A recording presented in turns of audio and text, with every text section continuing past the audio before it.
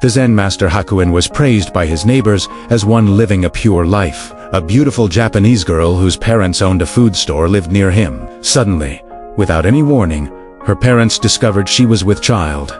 This made her parents very angry. She would not confess who the father was, but after much harassment, she named Hakuin as the father. In great anger, the parents went to the master.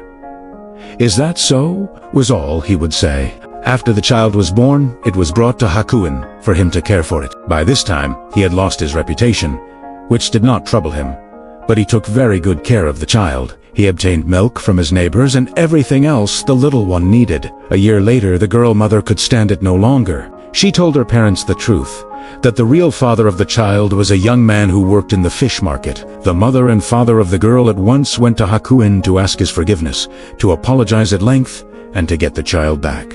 Hakuin was willing in yielding the child. All he said was, "Is that so?" So, let's now discuss the morale of this story. Zen Master Hakuin Akaku, born January 19th, 1686, and died January 18th, 1769.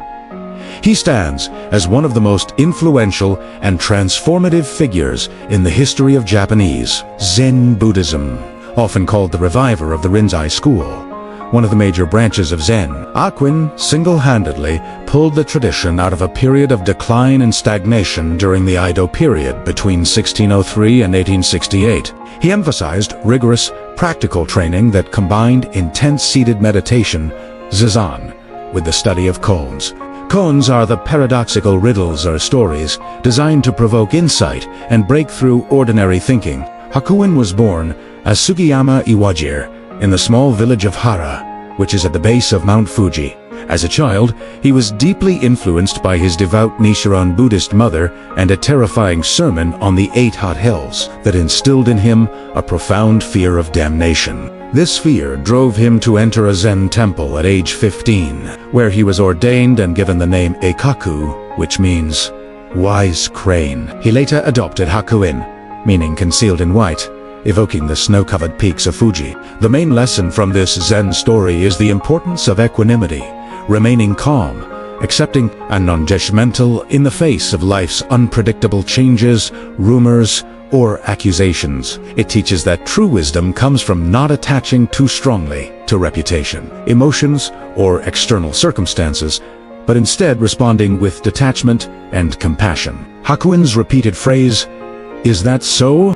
embodies this idea, acknowledging reality without resistance or overreaction, which leads to inner peace. We are now going to break down the story line by line for a comprehensive explanation. This story, a classic Zen koan, a paradoxical anecdote used for meditation and insight, illustrates Buddhist principles like impermanence, non-attachment, and mindfulness. The narrative unfolds in a simple village setting in Japan, highlighting how one person's serene response contrasts with others' emotional turmoil. The line, "The Zen Master Hakuin was praised by his neighbors as one living a pure life." This opening sets the stage by introducing Hakuin as a respected figure, known for his spiritual purity and discipline. In Zen Buddhism, a pure life means living mindfully, free from desires or ego.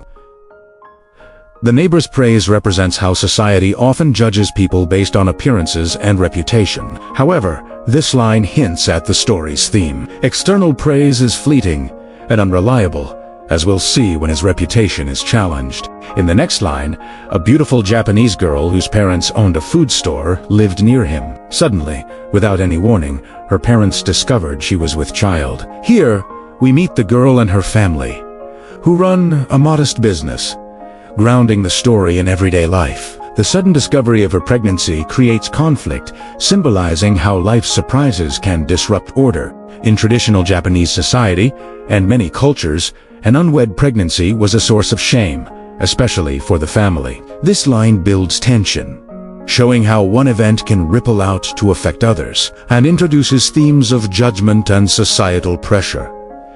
She would not confess who the man was. The parents' anger reflects human reactions to scandal, fear of loss of face, disappointment, and a need for blame.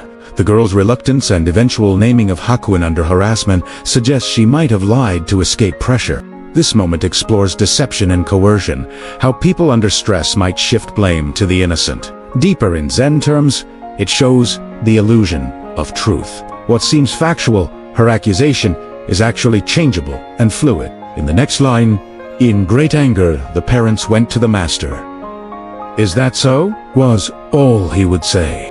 The confrontation is dramatic, but Hakuin's response is minimalist and profound. "Is that so?" isn't denial or defense, it's neutral acceptance. In Zen, this means acknowledging without attachment. Hakuin doesn't argue because he knows reputation is impermanent, like clouds passing in the sky. This line teaches non-resistance. Fighting accusations often fuels more conflict, while acceptance diffuses it. In the line, after the child was born, it was delivered to Hakuin. The baby's arrival shifts the story from accusation to consequence. By giving the child to Hakuin, the parents impose responsibility on him, assuming guilt. This act symbolizes how society's judgments can force burdens on the innocent, yet it also sets up Hakuin's compassionate response, showing that true purity isn't about avoiding trouble, but handling it gracefully. The line, "By this time he had lost his reputation," which did not trouble him, but he took very good care of the child. He obtained milk from his neighbors and everything else the little one needed.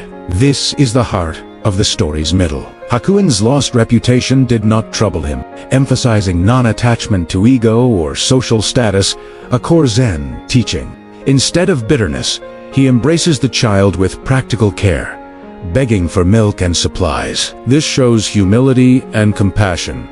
He turns a negative situation into an act of kindness. Line by line, it contrasts his inner peace with the villagers' gossip, illustrating that wisdom involves action over words. The neighbors helping him, despite the scandal, subtly suggests that genuine character shines through, even in adversity. In the line, a year later, the girl mother could stand it no longer. She told her parents the truth, that the real father of the child was a young man who worked in the fish market. Her confession reveals the truth, underscoring impermanence. Situations change, lies unravel. The fish market detail adds realism. The real father is an ordinary worker, perhaps someone more fitting in the parents' eyes.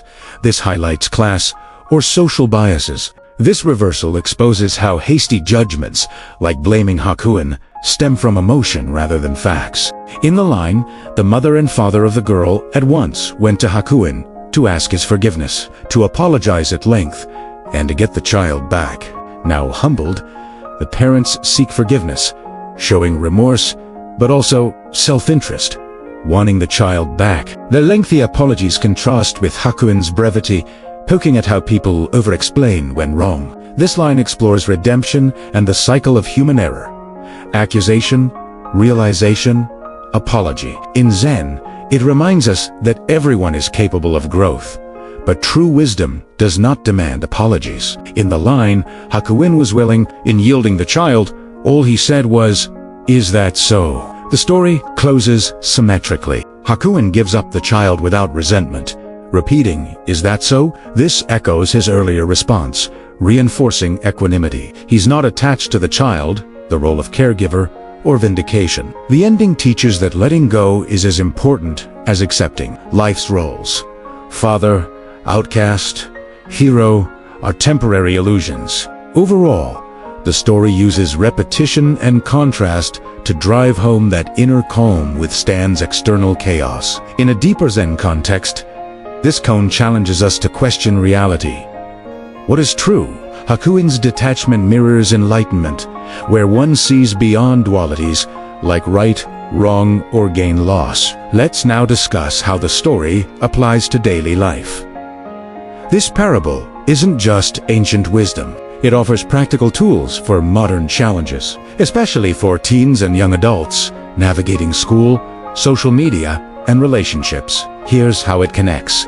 It teaches us how to deal with rumors and social pressure. In daily life, think about online drama or school gossip. Someone spreads a false rumor about you, like cheating on a test or liking someone you don't. Like Hakuin, responding with a calm, "Is that so?" or its equivalent, like, "Okay, whatever, can prevent escalation. Instead of defending yourself aggressively, which might make you look guilty, acceptance shows confidence. Cyberbullying is an excellent example. Avoid attaching to your reputation on social platforms, as it's as changeable as Hakuin's village praise. We learn how to handle unexpected changes. Life throws curveballs, like a family move, a breakup, or failing an exam. The story shows that resisting, like thinking or saying, "This isn't fair," creates more suffering, while accepting allows you to adapt. For example, if you're assigned a tough group project with people you don't like, embrace it like Hakuin did the child. Do your best without complaint, and things will naturally get resolved. The story reminds us to practice non-attachment and compassion. When you feel that someone has wronged you, like the girl's false accusation, holding grudges drains energy. In daily scenarios, such as a friend betraying you, forgive without demanding an apology, even when people, like the parents, believe that they need to. Non-attachment means not clinging to successes either. Got a good grade? Great, but don't let it define you. This builds resilience for bigger life shifts, like job losses or health issues later on. This story reminds us to apply mindfulness when making any decision. The parents' anger led to poor choices. The girl's lie came from harassment. In your life, pause before reacting. Close your eyes. Take deep breaths. Apply the 3 fingers technique or journal to avoid similar mistakes. Getting to your center using meditation can help cultivate this. This turns "is that so?" into a mental habit for stressful moments, like arguments with parents or test anxiety. Ultimately, applying this story means living with less drama and more peace by not overreacting to highs or lows. You free up energy for what matters: kindness, growth, and enjoying the present. It's a reminder that, like Hakuin, you can weather life's storms without losing your core self.